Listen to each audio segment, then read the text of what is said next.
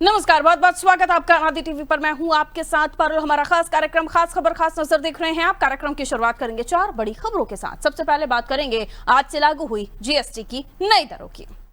तो देश भर में आज से जीएसटी का नया स्लैब प्रभावी हो रहा है और इसका असर व्यापारी वर्ग और उपभोक्ताओं ने इसको लेकर स्वागत किया है। 540 तरह के जरूरी वस्तुओं पर टैक्स घटने का सीधा लाभ उपभोक्ताओं को मिलेगा। वहीं जीएसटी के नए स्लैब लागू होने पर मध्य प्रदेश की सियासत भी गर्म है। कांग्रेस प्रदेश अध्यक्ष जीतू पटवारी ने केंद्र सरकार पर तीखा हमला बोला है। पटवारी ने कहा, प्रधानमंत्री नरेंद्र मोदी को अब राहुल गांधी का विजन समझ आने लगा है। दूसरी खबर में हम बात करने वाले हैं पीओके की। रक्षा मंत्री राजनाथ सिंह ने सोमवार को कहा कि पाकिस्तान के कब्जे वाला कश्मीर यानी पीओके भारत को बिना किसी लड़ाई या हमले के अपने आप मिल जाएगा।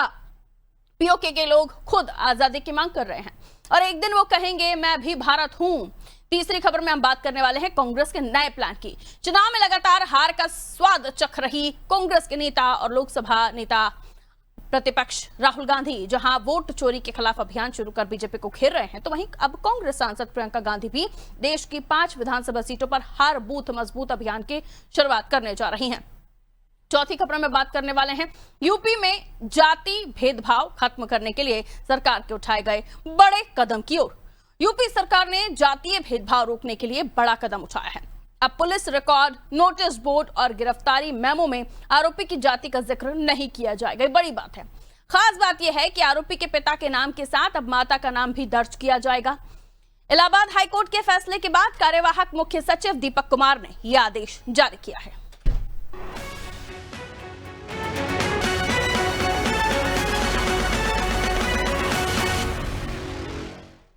तो देश भर में आज से फेस्टिव सीजन और नवरात्र की शुरुआत एक बड़ी राहत के साथ हुई है। जीएसटी रेट कट लागू होने के बाद अब आम आदमी और मिडिल क्लास को घरेलू सामान, कार, बाइक, टीवी और इलेक्ट्रॉनिक आइटम जैसे कई प्रोडक्ट्स पर कम दाम चुकाने होंगे। रोजमर्रा की जरूरत की चीजें जैसे रोटी, पराठा, पनीर और खाखरा अब 0% टैक्स स्लैब में आ गए हैं। वहीं हेल्थ इंश्योरेंस और जीवन बीमा प्रीमियम पर भी जीएसटी से पूरी तरह छूट दी गई है। नई व्यवस्था में 0, 5%, 18% और 40% के टैक्स स्लैब तय किए गए हैं।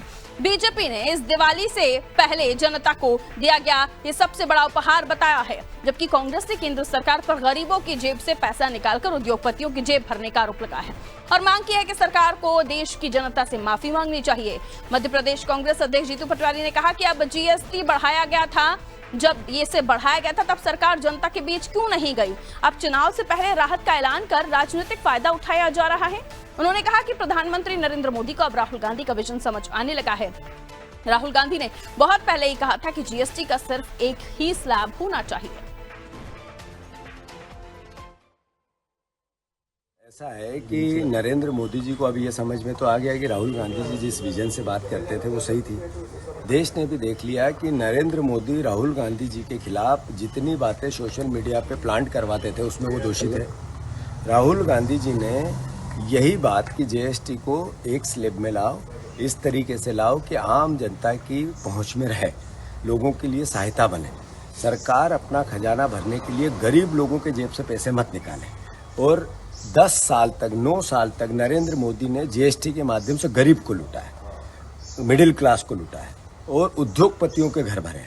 अडानी अंबानी जैसे 13% लोगों को जीएसटी का खूब फायदा दिया है और गरीबों के जेब से धन निकाला है। ये देश ने आज देख लिया और ये किसी और से नहीं देखा, नरेंद्र मोदी की भाषा और भावना से देखा। तो देखिए, एक तरफ टैक्स स्लैब में छूट यानी अब 15, 18 और 40 का टैक्स स्लैब हो गया है, जो कि राहुल गांधी के विजन से अलग है क्योंकि वो एक स्लैब की मांग कर रहे थे। बहरहाल, लेकिन जीतू पटवारी इसका क्रेडिट राहुल गांधी को देना चाहते हैं। उनका कहना है कि ये विजन राहुल गांधी का था, अब सरकार को समझ में आ गया है। जब भी किसी तरह का कोई भी एक्शन होता है तब कांग्रेस की तरफ से किसी न किसी तरह के ऐसे आरोप आते हैं या फिर कोई अच्छी बात हो तो क्रेडिट लेने की होड़ मच जाती है। खैर, ऐसे समझने की हम कोशिश करते हैं। आम आदमी को राहत देता है ये टैक्स स्लैब, जिसमें हम देख रहे हैं नवरात्र के सीजन के साथ ही बड़ी तादाद में खरीदारी भी शुरू हो गई। मनोज वर्मा हमारे साथ जुड़े, हमारे पॉलिटिकल एडिटर, उनसे हम जानने की कोशिश करेंगे। मनोज जी, एक तरफ टैक्स स्लैब, दूसरी तरफ सियासत। जीतू पटवारी सीधा क्रेडिट राहुल गांधी को देने की कोशिश कर रहे हैं और इसे चुनाव से जोड़कर देख रहे हैं। हालांकि जब भी किसी भी तरह की कोई एक्टिविटी होती है इसे इलेक्शन से ही जोड़कर हमेशा देखा जाता है, क्योंकि हमारे देश में हर राज्य में कहीं ना कहीं किसी न किसी जगह पर कोई ना कोई चुनाव हो रहे होते हैं, लेकिन हर समय एक ही डायलॉग इनका होता है। दूसरा, क्रेडिट देने की बात कही जा रही है, वो एक स्लैब की बात कर रहे थे, यहां पर थोड़ा बदलाव किया गया है। देखिए, एक स्लैब तो इस देश में कभी संभव हो नहीं सकता। वो इसलिए इसका कारण ये है कि आप एक लग्जरी आइटम की बात करें तो आप एक उम्मीद करेंगे कि जो राहुल गांधी या हम देख रहे थे कि अभी जीतू पटवारी कह रहे कि अडानी को फायदा, तो इस देश का दुनिया का किसी देश में नहीं हो सकता कि एक गरीब ठेले वाला भी वही टैक्स स्लैब दे और एक अडानी अंबानी जैसा उद्योगपति भी दे। तो ये तो संभव नहीं है ना। दूसरी एक बात है कि इससे ज़्यादा हमने देखा टैक्स स्लैब कई चीज़ों में जब वेट था, वेट हालांकि अब भी बचा है लेकिन वो शराब पर, पेट्रोलियम पदार्थों पर बचा है, बाकी सब जीएसटी में आ गया। तीसरी एक बात महत्वपूर्ण ये है कि जैसे जीतू पटवारी ने भी कहा कि पैसा लौटा देना चाहिए, तो ये इनकम टैक्स स्लैब जैसा तो है नहीं कि आपने आईटीआर भरा है और आपको टैक्स क्रेडिट वापस मिल जाए, या व्यापारी हो जो आपको जो 9 साल में आपने टैक्स दिया, ये संभव नहीं है। चौथी बात यह है कि अगर सबको समान आपको फ़ायदा देना है तो फिर जब हम देखते हैं कि जो रजिस्ट्री की बात कर लें, हम पेट्रोलियम पदार्थों की बात कर लें, गैस सिलेंडर की बात कर लें, शराब की बात कर लें, इसको जीएसटी में लाने की मांग लंबे समय से की जा रही है लेकिन राज्य इसके लिए तैयार नहीं है। तो जाहिर सी बात है कि जब भी टैक्स रिफॉर्म होता है, वो अकेले ये नहीं कि पहली बार नरेंद्र मोदी ने किया है, इसके पहले हमने देखा तमाम सारी सरकारों में कि जब नेहरू जी के समय जब देश के आर्थिक हालात थे तो 300% तक इनकम टैक्स लगता था, इंदिरा गांधी के ज़माने तक वो चला। कुछ सुधार उसको राजीव गांधी ने किए। इसके बाद में जब हमने देखा पीवी नरसिम्हा राव प्रधानमंत्री बने तो बड़े पैमाने पर उन्होंने टैक्स सुधार किए जब मनमोहन सिंह वित्त मंत्री हुआ करते थे।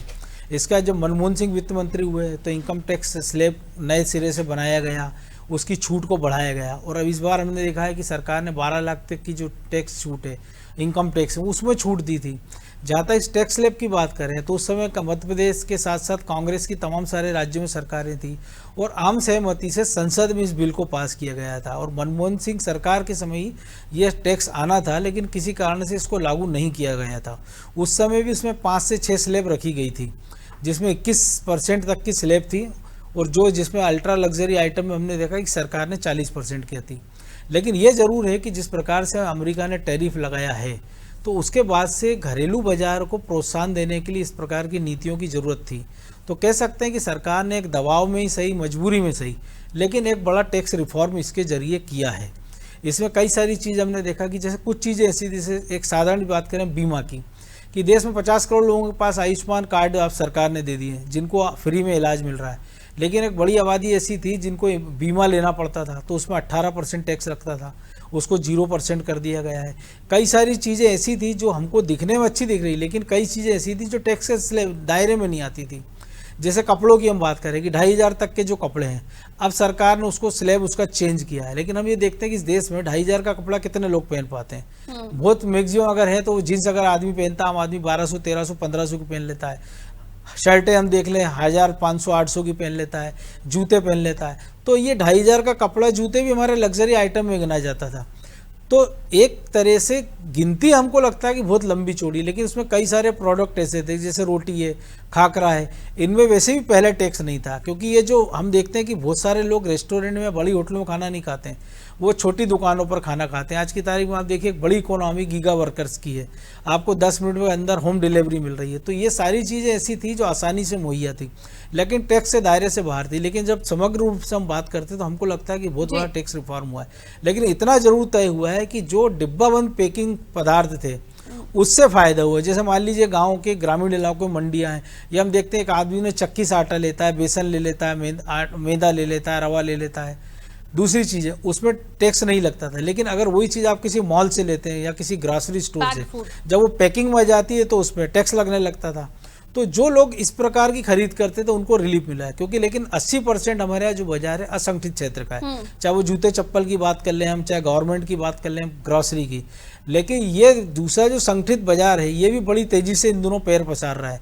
क्योंकि कई सारी जो कंपनियां हैं वो जो होम डिलीवरी कर रही हैं, फूड डिलीवरी कर रही हैं, वो सारी टैक्स लेती थी। तो मुझे लगता है एक बड़ी राहत जो शहरी लोग हैं उनको तो मिली है, लेकिन ग्रामीण इलाकों में भी इसकी छूट है। क्योंकि एफएमसीजी के बहुत सारे प्रोडक्ट हैं कि पेस्ट है, साबुन है, शैम्पू है, कंघा है, ये ऐसी चीज़ें हैं कि रोजमर्रा की जो शहरी क्षेत्रों में इसका उपयोग हो रहा है उससे ज़्यादा कहीं खपत ग्रामीण क्षेत्रों में हो रही है। तो एक एवरेज ये आ रहा है कि लगभग 1 साल के अंदर जो घरेलू बचत है या घरेलू खर्च है 27% का अंतर पड़ेगा। तो मुझे लगता है एक बड़ी राहत ये केंद्र सरकार की ओर से है।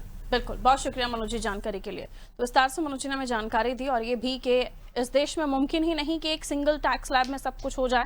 क्योंकि एक अगर कोई लग्जरी गाड़ी लेता है, लग्जरी कोई प्रोडक्ट लेता है जिसकी कीमत बहुत ज़्यादा है, लाखों में है, और उसके बाद अगर उस पे टैक्स स्लैब आप वही मांगेंगे तो कैसे मुमकिन होगा। तो ये बहुत सारी चीजें हैं जिसको लेकर हम चर्चा करने की कोशिश कर रहे थे, लेकिन इस पर हो रही पॉलिटिक्स का एक अलग ही एंगल है जिसमें क्रेडिट लेने की होड़ मच गई है।